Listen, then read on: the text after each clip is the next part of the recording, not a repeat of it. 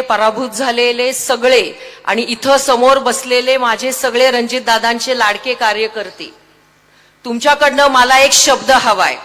तुम्हाला जर असं वाटत असेल की वहिनी साहेबांच्या मनावर झालेली ही जखम जर भरून आणायची असेल तर येणारी पंचायत समिती,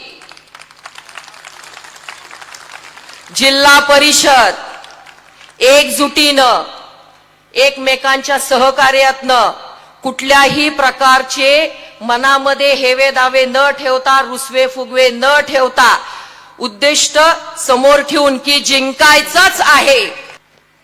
आमदार साहेबांनी भली मोठी यादी दिली आहे. मी आदरणीय व्यासपीठ एवढंच बोलते. सगळेच मान्यवर, ज्येष्ठ निवडून आलेले उमेदवार, माझे सगळे सहकारी, माझ्या सासूबाई, कुटुंबीय, भारतीय जनता पार्टी आणि राष्ट्रवादीचे सगळेच पदाधिकारी आणि माझे लाडके फलटणकर,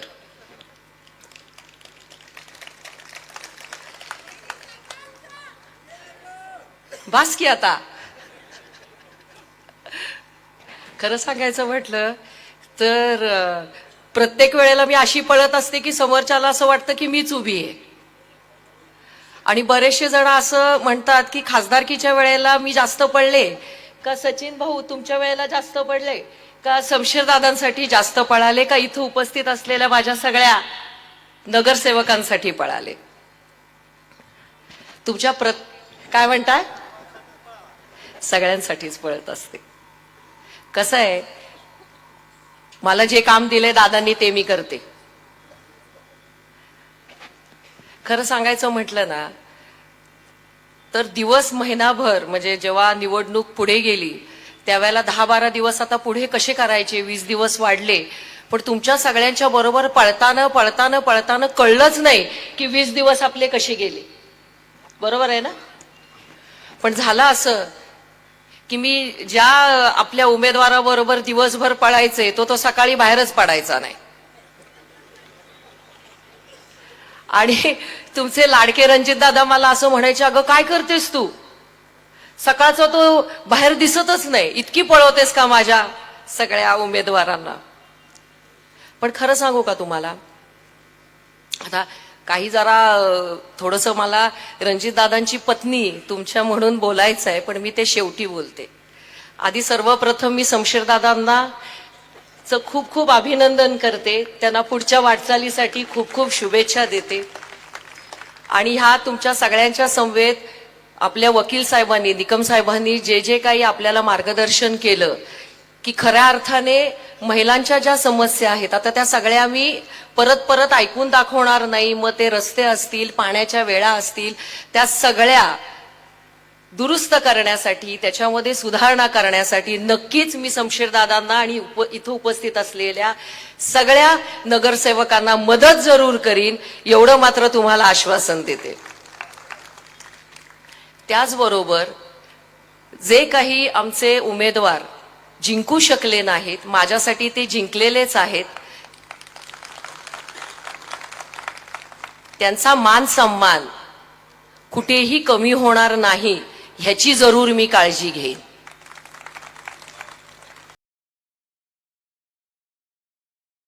त्याचबरोबर आमच्या सोबत नेत्यांपासून, माझ्या सासऱ्यांपासून असलेले जे काही लोक आहेत, त्यांचे कार्यकर्ते आहेत, त्याचबरोबर नवीन आलेले जे कार्यकर्ते आहेत, जुन्यांचा मान सन्मान कुठं कमी होणार नाही आणि नव्यांचं स्वागत सुद्धा तितक्याच खुल्या दिलाने होईल याची सुद्धा मी काळजी घेईन. आणि आता सर्वात महत्वाचं, मला असं वाटते 2 महिने झाले असतील रणजितदादांनी इथे एक जाहीर सभा कम प्रेस कॉन्फरन्स घेऊन, बरोबर आहे. मग आज विकासाबद्दल तर ऑलरेडी बोलणं झालेलं आहे, तुमचे लाडके रणजितदादा सांगतील, मी पण घराघरात जाऊन सांगितलेलं आहे. जाहीरनामा जो घराघरात पोचला आहे ते सगळं सत्यात उतरणार आहे याची तुम्हाला परत एकदा ग्वाही देते. आणि फक्त 1-2च मिनिटं माझ्या मनातलं तुम्हाला मला काहीतरी सांगायचं आहे. 2 महिन्यापूर्वी मी इथंच बसले होते, आठवतंय का, आणि झालेल्या आरोपांवर तुमचे लाडके रणजित दादा इथे स्क्रीन लावून त्याची उत्तरं देत होते, बरोबर आहे ना? आणि एका आरोपामध्ये त्यांनी मला असं इथून सांगितलं, आरोपी नंबर 2 उठा. आणि तो अतिशय घाणेरडा आरोप होता विनयभंगाचा. आता त्यात मी पडणार नाही, सगळ्यांना आरोप तोंडपाठ झालेत. पण एक पत्नी म्हणून जेव्हा तुमच्या लाडक्या रणजितदादांवर किंवा माझ्या पतींवर हे आरोप झाले, ठीक आहे, ह्याच्यापूर्वी कारखान्यावर बोललं जात होतं. कारखाना आम्ही नवरा बायको कष्टाने चालवतोय.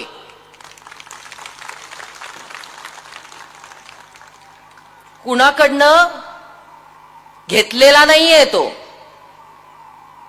त्याचे सिव्हिलच्या कामापासून आम्ही तो चालवतोय. स्वतः जातीनं लक्ष देऊन धडपडतोय. अडचणी येत आहेत, पण स्वतःच्या हिमतीवर चालवतोय, भाड्याने दिलेला नाही. त्याच्यावरचे आरोप सुद्धा सहन केले. पण जेव्हा तुम्ही इतक्या खालच्या पातळीवर जाऊन आरोप करता, त्यावेळेला पत्नी म्हणून मला ते सहन झालं नाही. कारण त्या दिवशी ह्यांच्या डोळ्यात इथं पाणी होतं, माझ्या मुलींच्या डोळ्यात इथे पाणी होतं. आणि हे मी विसरू शकत नाही आणि माफ पण करू शकत नाही. हितच तुम्ही सगळ्या जणींनी दृष्ट काढली होती ना, दुधाभिषेक केला होता, हितच त्यांचे अश्रू सांडलेत ना. ठीक आहे, मला शमशेरदादा आलेत निवडून, नगराध्यक्ष झालेत, सगळे उमेदवार आपले चांगल्या पद्धतीनं निवडून आलेले आहेत. मला त्याचं समाधान जरूर आहे, आनंद पण आहे. पण माझ्या मनावरच्या जखमा अजूनही भरून निघालेल्या नाहीत. आणि इथं उपस्थित असलेले, व्यासपीठावरती जेवढे बसलेत, सगळे निवडून आलेले, पराभूत झालेले सगळे, आणि इथं समोर बसलेले माझे सगळे रणजितदादांचे लाडके कार्यकर्ते, तुमच्याकडनं मला एक शब्द हवाय. तुम्हाला जर असं वाटत असेल की वहिनी साहेबांच्या मनावर झालेली ही जखम जर भरून आणायची असेल, तर येणारी पंचायत समिती, जिल्हा परिषद एकजुटीनं, एकमेकांच्या सहकार्यातनं, कुठल्याही प्रकारचे मनामध्ये हेवे दावे न ठेवता, रुसवे फुगवे न ठेवता, उद्दिष्ट समोर ठेवून की जिंकायचंच आहे.